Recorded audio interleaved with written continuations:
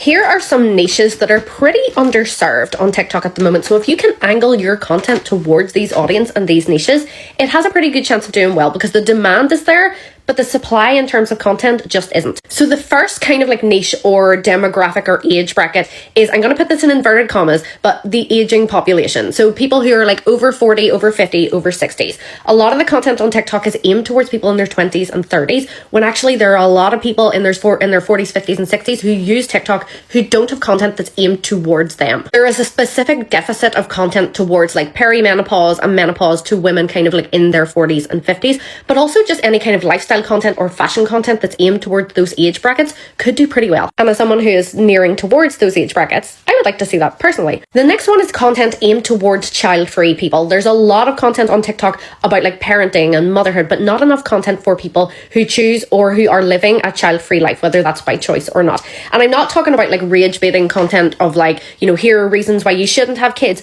but even just lifestyle content, vlog style content that validates people who are also living child-free and lets themselves be reflected in your content. Kind of adjacent to this, or maybe kind of opposite to this, is people who are parenting teens. So again, any of the parenting content that's on TikTok at the moment is mostly aimed towards like babies and young children. There is not enough content about parenting teens, giving advice, giving tips, offering support, showing what it's like to parent teenagers, because that is a difficult time in a parent's life, and that kind of content can be really helpful. The other one is solo living content. So any kind of content that shows a solo lifestyle, solo traveling, living alone, content like that, again similar to child-free content, could work pretty well. Women in traditionally very male jobs, so if you work a job that was traditionally held mostly by men, talking about that and giving insight into that could do pretty well too. And one you might not expect, I didn't really expect this, was financial literacy content. So any kind of content that is aimed towards teaching people about finances, but you want it to be quite targeted. So financial literacy for neurodivergent people, financial literacy for parents teaching their kids about money. And if you have an account that targets one of those demographics or niches, drop it in the comments so people can take a look and find you.